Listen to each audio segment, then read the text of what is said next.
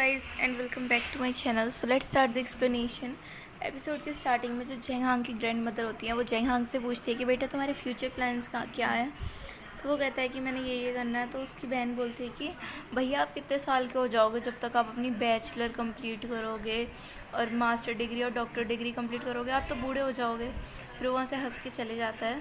तो उसकी grand mother बोलती है क्या तुमने अपना सर्टिफिकेट रिसीव कर लिया। वो मना करती है। तो वो उसको डांट देती है कि तुम सिर्फ पियानिस्ट बन सकती हो। तो वो उठ के बोलती है कि आप मुझे ऐसे मेरे फ्यूचर प्लान्स क्यों नहीं पूछती, जैसे आप भैया से पूछ रही हो वो अब्रॉड जाएगा तो मैं उसकी जैसे सेम पढ़ाई नहीं कर सकती। तो उसको डांट देती है और वो चली जाती है गुस्से में अपने कमरे में। और फिर उसकी जो ग्रैंड मदर है वो अपनी उससे कहती हैं मतलब चेंगाओ की मम्मा से कहती हैं कि इस पर नज़र रखना, रिसेंटली ये बहुत अजीब बिहेव कर रही है। यहाँ पर सुन फ़ोटोज़ खींचने में व्यस्त था। तो वो कहती है कि तुम्हें तो कुछ पढ़ना भी नहीं है। वो कहता है हाँ वैसे मुझे सिर्फ बैडमिंटन का एक मैच ही क्लियर करना है। तो यहाँ पर ये दोनों पढ़ने के लिए आ जाते हैं।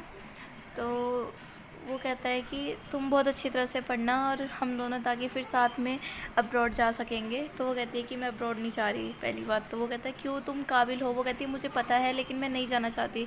फिर वो कहता है कि कहीं ये उसकी वजह से तो नहीं। तो वो कहती है कि अब्रॉड ना जाना ये मेरी मर्ज़ी और उसको वहाँ से जाने के लिए कह दिया। तो वो वहाँ से गुस्से में चले जाता है हमारा चेंग हांग। तो यहाँ पर फिर इसको पता लगता है कि मापी अरेस्ट हो गया है। तो वो पुलिस के पास जाता है और कहता है कि कुछ दिन और नहीं रुक सकते थे आप, आपको पता है कि सीधा इस पे सस्पेक्शन मेरे ऊपर आएगी। अगर मापी गिरफ़्तार हुआ है तो जितने भी गैंग है वो सारे मेरे ऊपर शक करेंगे कि क्योंकि मैं उधर नया मेंबर हूँ, आपको रुकना चाहिए था। तो वो कहता है मैं तुम्हें सेव कर लूँगा। तो यहाँ पर ये जो होता है, ये पहले एक आदमी पे शक करता है कि सबसे ज़्यादा ड्रिंक तुम ही करते हो और तुमने ही बोला होगा इस आदमी पे और सारी बातें उगलती होंगी। और फिर इन सब का शक जाता है हमारे जेंग मतलब सॉरी शाओजियान के ऊपर। फिर वो उसको समझाता है उन दोनों को कि इस बार मैं बख्श रहा हूँ लेकिन हमारे आदमियों के बीच कोई धोखेबाज निकला तो वो ज़िंदा नहीं रहेगा।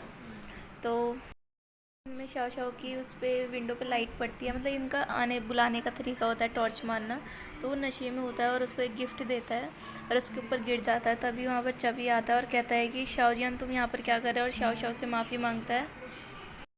शाओ मोंटू से पूछती है कि इसने इतनी ड्रिंक क्यों कर रखी है, क्या हो गया है।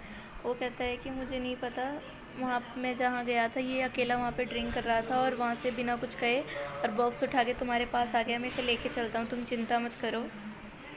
और इसको बोला था सुन को शाओ शाओ ने कि तुम उसके साथ दादा के साथ उसकी शूटिंग प्लेस पे जाओगे उसका ध्यान रखने के लिए, क्योंकि उस दिन उसको बहुत चोट लगी थी ना। तो फिर वो भी राज़ी हो जाता है। तो ये दोनों वहाँ से निकलते हैं और वो कहता है मेरा बस एक बैडमिंटन कंपटीशन ही तो है, मैं उसको सॉल्व कर ही लूँगा। तो यहाँ पर शूटिंग का दिखाते हैं। यहाँ पर मतलब सुन से ये स्टाफ थोड़ा अच्छा बिहेव नहीं करता है। तो यहाँ पर सुन दादा की हवा कर रहा था। तो वो प्रोड्यूसर बड़े वाला होता है, वो कहता है कि माँ दादा में इतने बोल आ गए हैं, वो तो अभी कुछ बनी भी नहीं है, इसके ये कौन है लड़का। तो वो बोलता है कि इसका फॉलोअर है। वो कहता है ऐसे कैसे बन गया इतनी जल्दी। तो यहाँ से ये सीन कट होता है और यहाँ पर टेबल पर पहुँच जाता है। तो फिर इसकी मम्मा के पास कॉल आता है ये दोंग दोंग की, और उसकी मम्मा का कॉल आता है, मतलब ये दोंग दोंग की दादी का फ़ोन होता है और कहती हैं कि मैं आ रही हूँ। तो फिर वो सब शौक हो जाते हैं कि वो आ रहे हैं। तो यहाँ पर ये अपनी दादी को लेने के लिए सब खड़े होते हैं। तो यहाँ पर जो जेंग हांग की दादी होती है उन्होंने बहुत अच्छे कपड़े पहने थे तो सब उनकी तारीफ़ करते हैं। तो यहाँ पर इनकी दादी भी आ जाती है, सब खुश हो जाते हैं। तो उसकी मतलब ये दोंग दोंग की मदर उन्हें कॉम्प्लीमेंट देती हैं कि आपके कपड़े बहुत अच्छे लग रहे हैं। लेकिन जो साइड वाली औरत होती है वो बोलते हैं कितना ओल्ड फैशन है। और जेंग हांग की जो दादी हैं वो भी मतलब शो ऑफ करने लगती है। तो यहाँ पर ये सब पढ़ रहे थे शाओ शाओ और जेंग हाओ और हमारा शाओ वाओ। तो वो सबको कैंडीज़ देता है और देखता है कि कोई बाइक जा रही है और उस पर और कोई नहीं, हमारा वो जा रहा था शाओजियान। तो वो सब बातें करने लगते हैं कि शाओजियान जब से उसको हेड चोट आई है तब से मैंग स्ट्रीट पे आजकल दिखता भी नहीं और ऐसा लगता है जैसे वो हमें अवॉइड कर रहा है। तो वो उसके चिंता में फिर खो जाती है। फिर वो एकदम से बोलती है कि दोंग दोंग ने भी तो बोला था कि हमें पढ़ना है एक साथ में, वो कहाँ गया। तो वो देखती है कि शाओ वाओ उसकी बहुत केयर कर रहा है जेंग हाओ की, और बहुत खुश होती है उन दोनों को ऐसे देखकर। तो वो बोलता है कि शाओ इस पे कि वो शायद बहुत ज़्यादा ही पढ़ रहा है, मैं उसको भी बुला के लेके आता हूँ। वो कहती है अभी कहाँ जा रहा है तू, पढ़ ले अपना। बोलता है तुम मेरे लिए इंतज़ार करो, मैं अभी उसको उठा के लाता हूँ। बच्चे को तो मैं निकाल के लाता हूँ। तो वो कहती है कहाँ से सीख रहा है। तो उस पर जेंग हाओ बोलते हैं ज़्यादा फिल्मी डायलॉग सीख रहे हैं ये आजकल उसमें देख देख के। तो ये पहुँच जाता है यहाँ पर, ये दोनों शांति से लड़ रहे थे बिना आवाज़ किए। तो ये बोलता है कि तुम इतनी शांति से क्यों लड़ रहे हो। तो उस पर वो दोनों बोलते हैं कि हमारा भैया पढ़ रहा है, पहली बार तो पढ़ रहा है अपना मन लगा के इंग्लिश वगैरह, और तुम भी उसे पढ़ने नहीं दे रहे, और उसने हमें मना किया है बोलने से।